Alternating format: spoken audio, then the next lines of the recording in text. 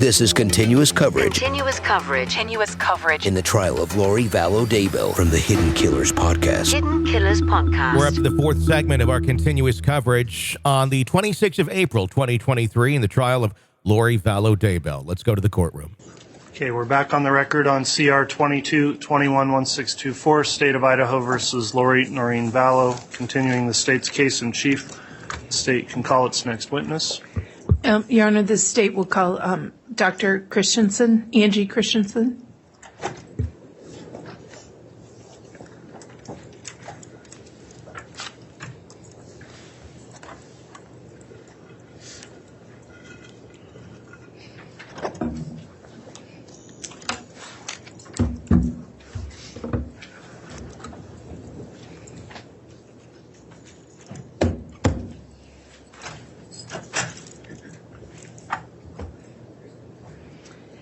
I swear or affirm the testimony you're about to give will be the truth, the whole truth, and nothing but the truth, so help you God. Thank you.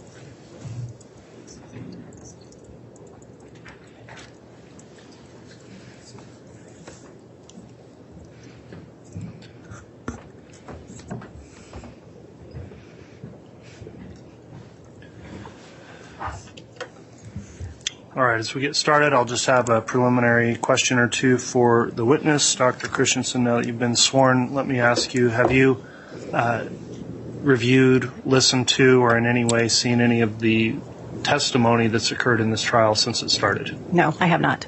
Okay, thank you for that. With that in mind, I'll ask you to please make sure to sit forward and talk right into that microphone to make sure we pick up your voice on the recording. We're making a court record as well, so please make verbal responses to any questions you're asked, and please try to avoid talking at the same time as any attorney that's questioning you. So with those rules in mind, Ms. Smith, if you'd like to inquire on direct, you can do so. Thank you, Your Honor. Good afternoon.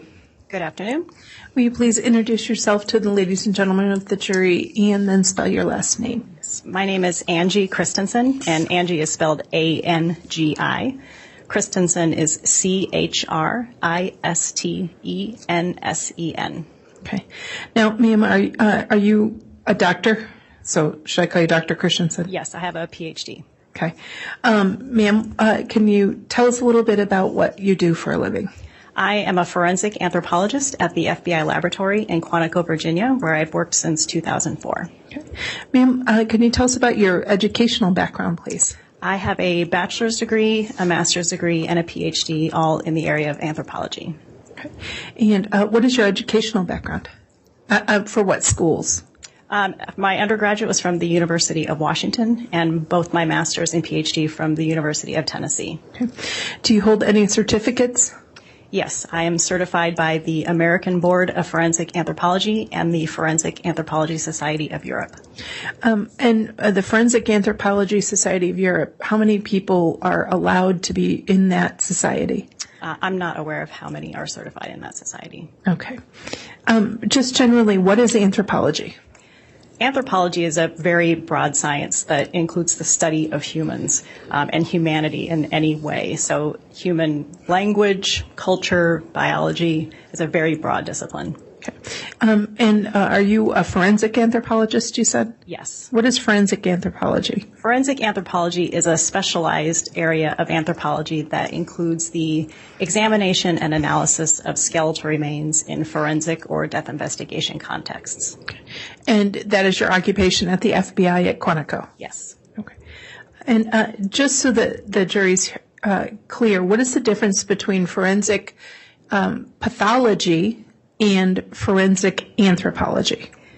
They are related and complementary, but different disciplines. Forensic anthropology, as I mentioned, emphasizes analysis of the human skeleton specifically, and forensic anthropologists are not authorized to determine cause and manner of death or to make a positive identification. So why would a medical examiner refer human remains or skeletal remains to a forensic anthropologist? Typically, if they're wanting a more in-depth examination of any features of the skeleton specifically. And so if a medical examiner wanted an in-depth analysis of skeletal remains, what sort of process, if there is a general process, would one go through in doing such an examination? A forensic anthropology examination it can be pretty varied and depends a lot on what exactly is submitted and what type of examination is being requested. But generally speaking, an examination will begin with a visual assessment of the bones, looking for which bones are present, their general condition, and things like that. That might then progress to things like looking at bones under a microscope, taking measurements, or taking x-rays. Okay. Now, were you involved in a laboratory number, and I believe an FBI number, HQA3290279? Yes, I was. And was that your internal lab number 2020-01332? Yes, that's correct. And that was referred to the FBI Quantico by the Ada County coroner? Yes, they're the ones who made the request to the laboratory. And they sent some human remains for their case number 200611. Yes. All right. And those photos have already been admitted, Your Honor, as the photos from the autopsy of Tylee Bryan. Are you aware that those remains have since been identified? Yes. Okay. And are you aware that those remains have since you looked at them been identified as Tylee Bryan? I may have learned this information at some point in the investigation, but I don't recall specifically when. In this specific case, specific process, what methods did you use? Specifically, in this case, I did that initial visual assessment. I did take some measurements of the bones. I looked at some of the items microscopically, and I took CT scans, which are a three-dimensional X-ray. Do you have an idea of how many bone fragments you received from the Ada County coroner that turned out to be some of the remains of Tylee Bryan? I don't recall the exact number, but somewhere in the ballpark of 100 or more. Okay.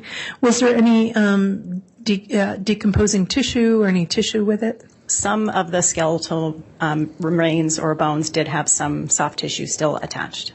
And in your position as a forensic anthropologist, do you work with or analyze tissue? Skeletal tissue is technically a tissue, but it is a hard tissue, and I do not work with soft tissues such as skin, muscle, and organs. Okay. So let me ask if you know, if the remains you received were all from one single person, do you have any idea of what percentage of the body you received in terms of the skeletal remains? Because of the condition of the remains in this case, which were fragmentary, I don't know the exact proportion, but all major parts of the skeleton were represented. So, for example, parts of the cranium, parts of the thorax, and parts of the arms and legs. Okay. Turning to your specific analysis in this situation, let me ask that you be shown two exhibits for reference, States Exhibits 182A and 182B, both of which have previously been given to both defense counsel and the court.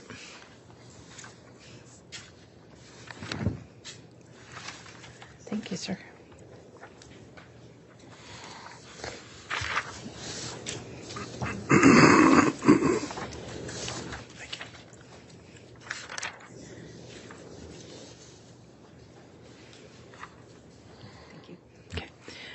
Ma'am, do you recognize these?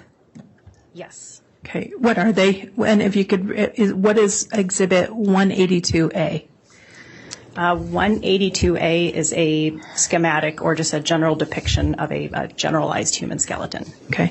And what is States Exhibit 182B?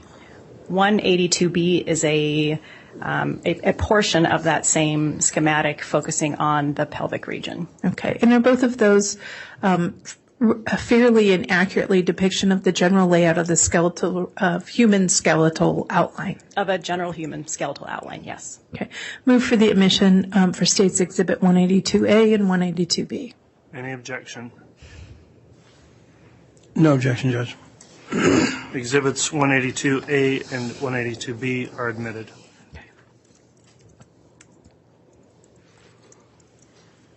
Thank you, sir. Okay, we'll come to these in a minute. Now, ma'am, when you did the review of the remains that you were provided, let's just... I'm sorry. I apologize, Ms. Smith. We're omitting these just for demonstrative evidence, right? They're not the actual skeletons of anybody that we know of. I think it's an important distinction that they are, I would consider, demonstrative exhibits since they don't relate to any particular person in this case. Thank you. I apologize. Thank you, Judge. Yeah, no, that's no problem. And if I neglected to say that, I apologize. Very well. Now, turning to the specific examination that you did, what were your general observations of the skeletal remains and remains you received? The material I received was fragmentary in nature for the most part. There were many parts of the skeleton that were thermally altered or exposed to some sort of heat or burned. I also identified 3 bones with sharp trauma or alterations that were produced by a instrument or tool with a small surface area, such as a bevel or point. Okay. Now, let's talk briefly. Was there any evidence that some of the bones were hinged or bent? Yes, I believe there. Might I be able to refer to a copy of my notes? Absolutely. Judge, she provided the state as she walked in a copy of her notes that she might need to refresh her recollection. Maybe she'd be given those. Yes.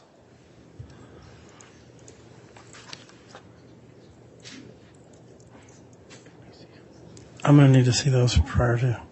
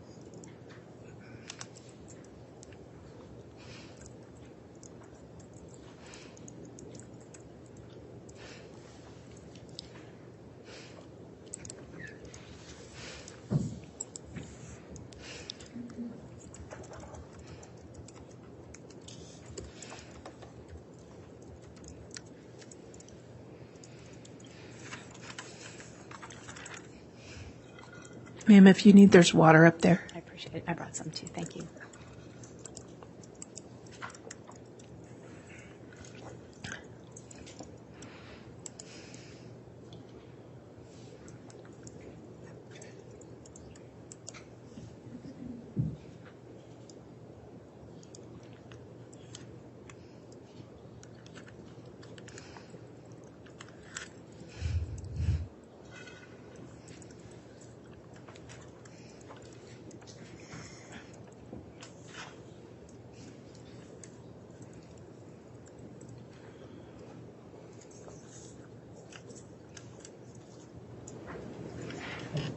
Thank you, counsel. Thank you.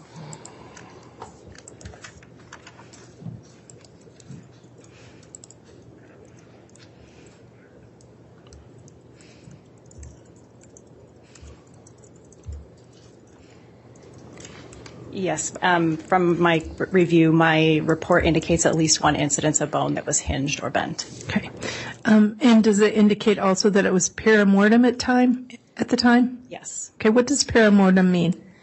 Perimortem means at or around the time of death, but it's important to make the distinction that forensic anthropologically, what we refer to as perimortem could extend into the postmortem period. And the reason for that is when we are looking at just the bones and we're not looking at any of the soft tissues, all we can see is how the bone reacts to force. And the bone, if it stays in a what we call biomechanically fresh state, but basically just in a state that retains moisture and collagen and the things that make bone a bit flexible, if that's preserved well enough into part of the postmortem period, the bone reacts exactly the same way. So anthropologically, perimortem could be right at the time of death, but it could also be after the death event if the bone was still in that biomechanically fresh state. And so when you talk about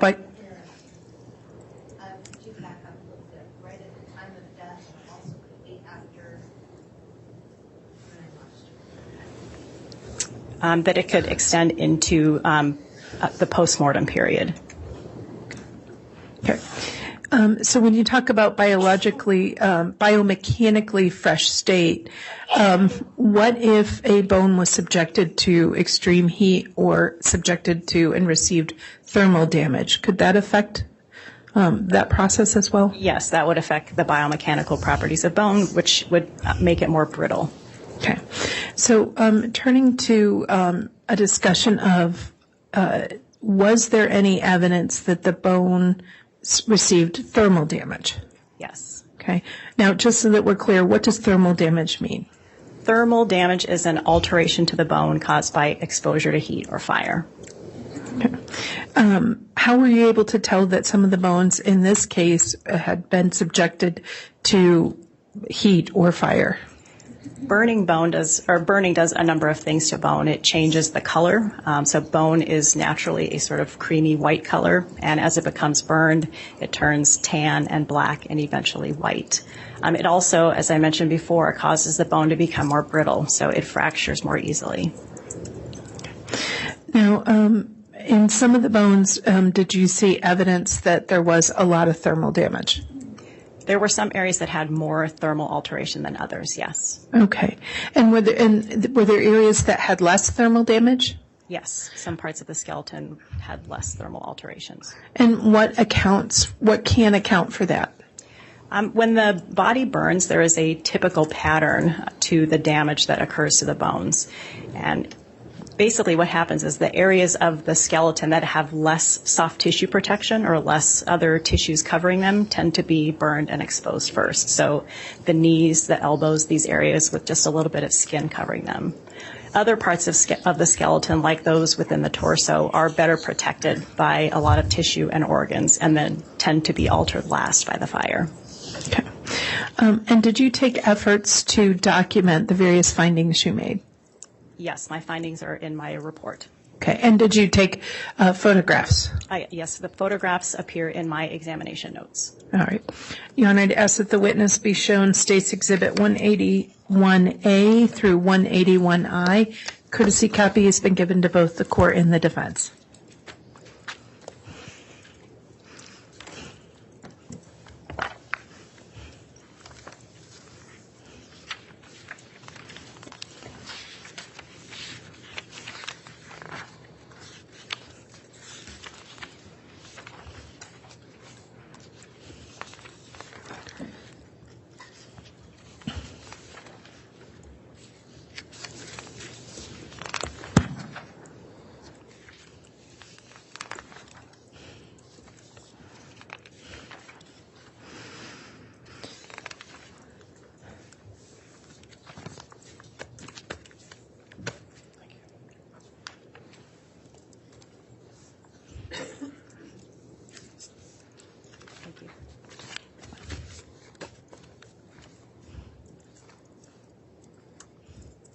And can you take a look at State's Exhibit 181A through I with that, and just take a look at them as a group?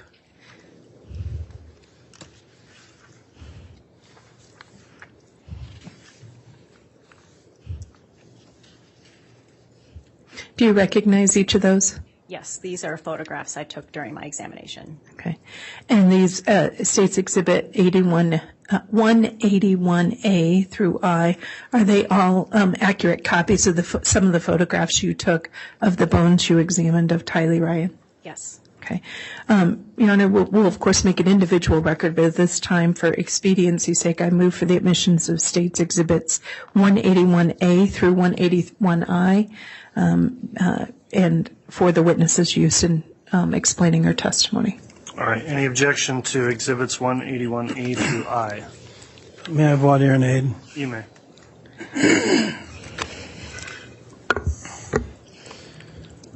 Doctor, some of these photographs have scale, and then some of them also have scale as well as numbers with arrows on them. Is that correct? Yes. And those numbers with arrows on them, those were put on after the photos were taken? Yes, those were used to annotate the photos in order to demarcate and differentiate alterations that I observed on the bones. Okay. I'm going to use a term that is probably not appropriate, but photoshopping, that you superimposed the numbers and the arrows, but you didn't do anything to the actual underlying photos. That's correct. Okay. 181D, I'm not sure. There's some photos, and then it looks like there may be something else there. Could you tell me what that is? The colored, the black with the yellow and green and red? Yes, all of the images in Exhibit 181D depict screen captures of the CT scan or the 3D X-ray that I took in the laboratory. And that one that's different colors is just a different visualizing mechanism that I used within the CT scan software. Okay. But you took screenshots of those, and that's based on your taking the CT scans. Yes, so the CT scan is a 3D file, and what's on this page is a two-dimensional screen capture of a particular view of that 3D file. And then if you turn to 181G.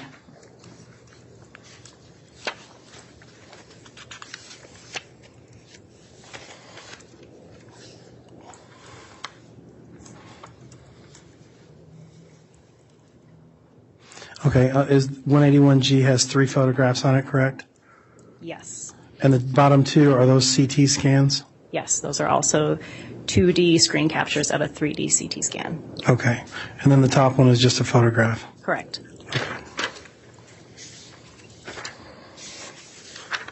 And then 181I? 181I is a traditional two-dimensional X-ray. Okay, so it's a radiograph? Yes. Okay, and did you do that yourself? Yes. Okay. Your Honor, based on that foundation, I have no objection. All right, thank you, Mr. Thomas. So exhibits 181A through I are all admitted. Your Honor, I request permission to display these. You may. Okay. And we'll take them one at a time and ask the doctor to explain on the record what they are. But first, let me ask a quick question. You mentioned some thermal evidence of thermal damage. Did you see any evidence in any of the bones that you had of carnivore activity? Yes, there was one bone that had marks on it that are consistent with what you see when carnivores scavenge or chew on bones. And when you say carnivores, we're talking a dog, a cat, A meat-eating animal, yes. Okay. Let me show you what has been marked as 181A.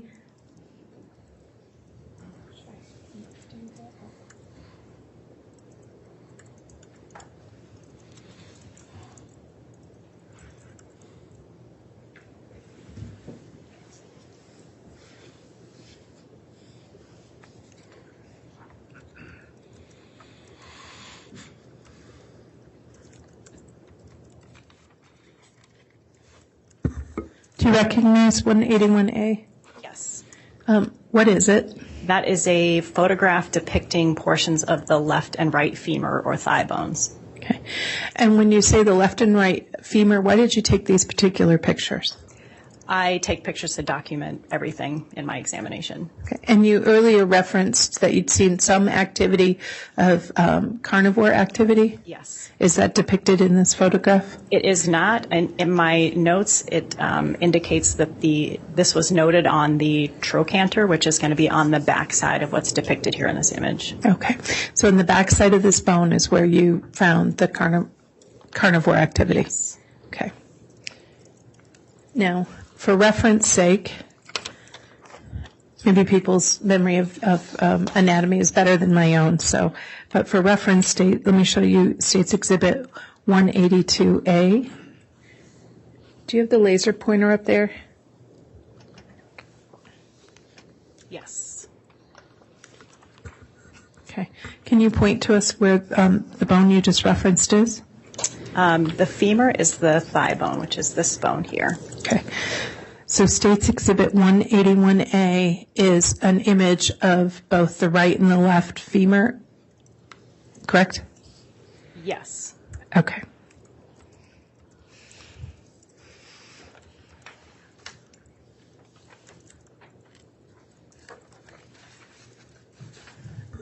Now, you earlier referenced thermal damage to the bones and that you could see discoloration, right? Yes. Okay. Let me show you State's Exhibit 181B.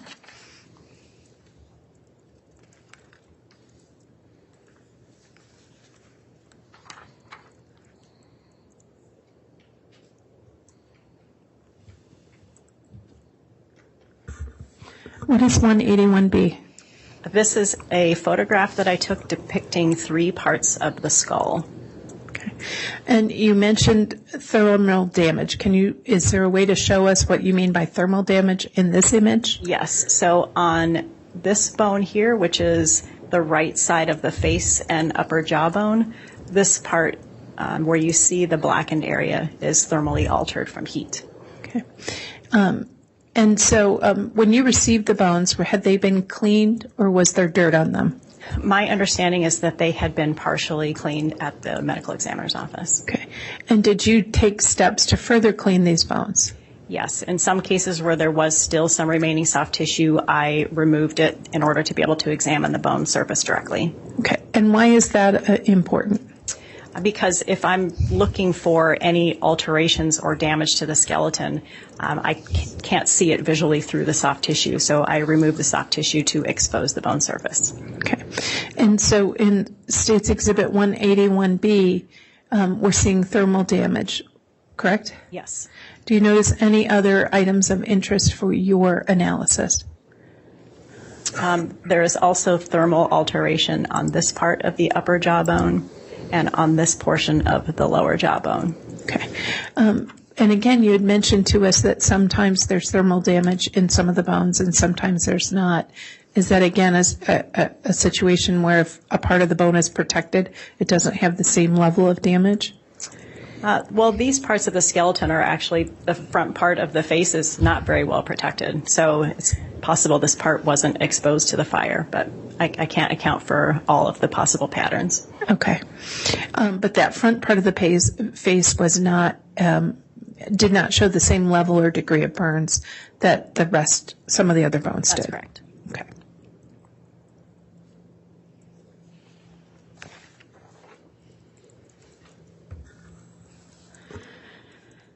Now, do you have experience in examining items in bones that have experienced or show evidence of trauma? Yes. Okay. What sort of trauma have you observed in bones, just generally? Generally, the types of trauma on bone that can be categorized are blunt trauma, which is from something with a relatively large surface area moving at a relatively low speed. There's also sharp trauma, which is identified as trauma resulting from impact from an implement with a very small surface area, or such as a bevel or a point. Or high velocity projectile trauma, which is trauma due to a small surface area object moving at a high rate of speed. Okay. In the bones for Tylee Ryan, did you examine them for evidence of the trauma? Yes. Okay. And what sort of trauma, if any, did you observe? On 3 of the bones, I identified sharp trauma. Okay. Which 3 bones did you identify sharp trauma? That was the left and right innominates, or hip bones, and the sacrum, which is the back of the pelvis or the bottom of the spine. Okay. And for reference purposes, let me show you again State's Exhibit 182A.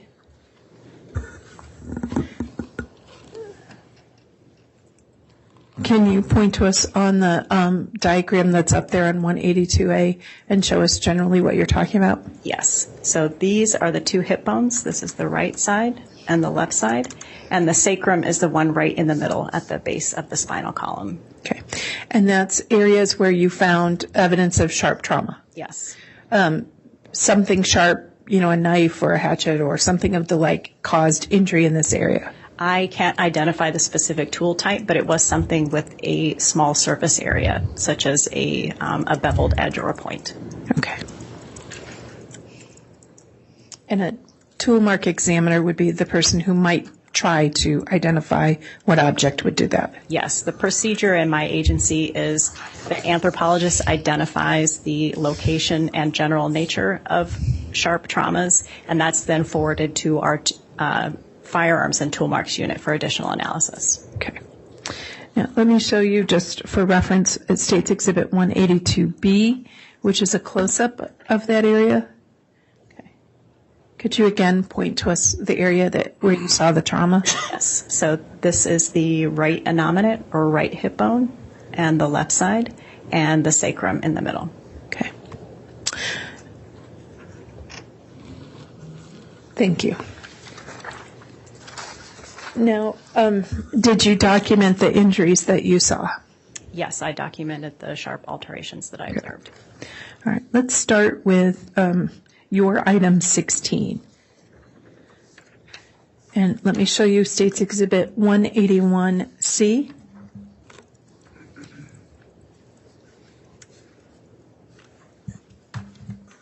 Do you recognize that? Yes, that is a photograph that I took during my examination, annotated with numbered indicators of the sharp alterations. And those annotations were put in there by who? I added those. Okay. And I know you answered defense counsel's question, but since it's in front of us, why did you enter those annotations? So just to make it clear in my documentation and report where these alterations were located. Also because these two photographs are taken from two different views, and numbering them helps to clarify that some of them can be visualized on both sides of the bone. Okay. When you say visualized on both sides of the bone, that means the front side and the back side? Yes. Okay.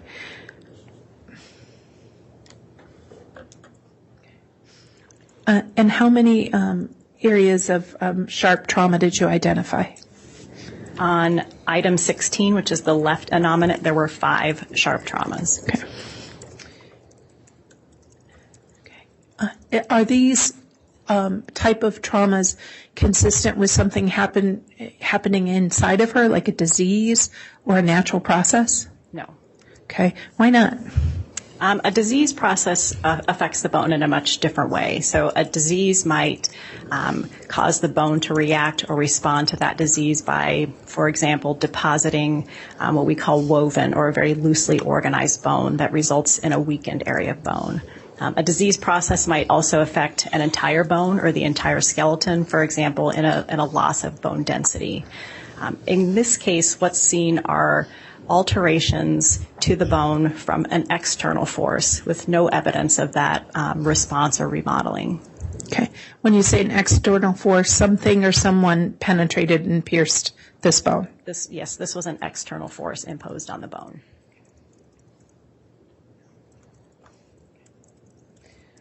Now, have you had experience in looking at bodies that have been dismembered?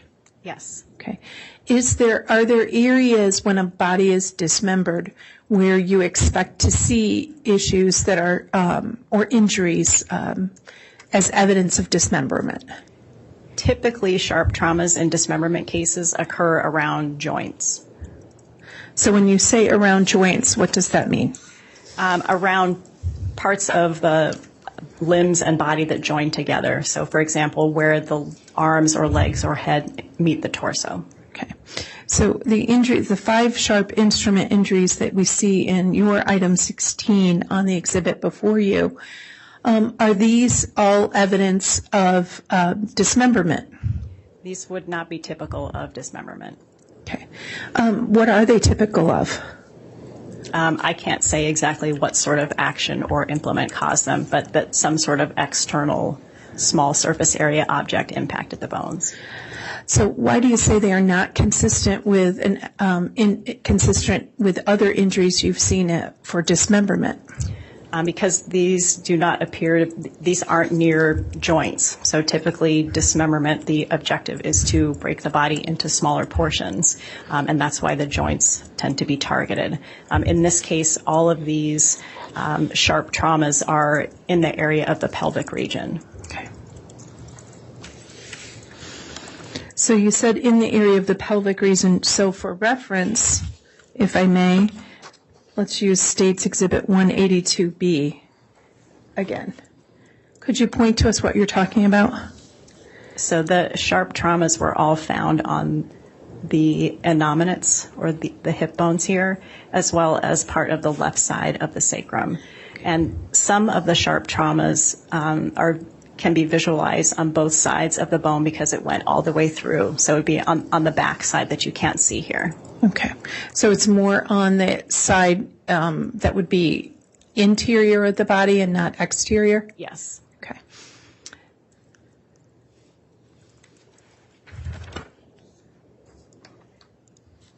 You referenced earlier with defense counsel having taken x-rays and CT scans of item 16. Let me show you State's Exhibit 181D. Do you recognize it? Yes, these are two-dimensional screen captures of a three-dimensional CT scan that I created of item 16. Okay. And why did you do that?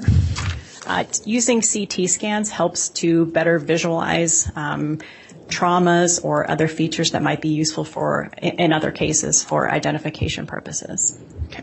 And do you see some of the sharp trauma items that you've discussed reflected in these CT scans? Yes. Can you point those out to us, please? Yes. So some of them are, I don't know which numbers these are because this isn't an annotated one, but one example is here, another here, there's another here, and one here. Okay. And what about the lower ones? Can you see them there? This one does not visualize them very well. That setting didn't, but I do see sharp traumas here, here, another here, and another here. Okay. The one lower, where in the body is the one that's lower, typically located? Are you talking about this one right here? Yes, ma'am. This is on the top of the pubis. If you wanted to show the skeletal. That wraps up the fourth segment of our continuous coverage in the trial of Lori Vallow Daybell. Be sure to press subscribe so you don't miss any of it as we bring it to you directly from the courtroom. My name is Tony Bruschi. Stay with us. This is continuous coverage Continuous coverage. in the trial of Lori Vallow Daybell from the Hidden Killers podcast. Hidden Killers Podcast.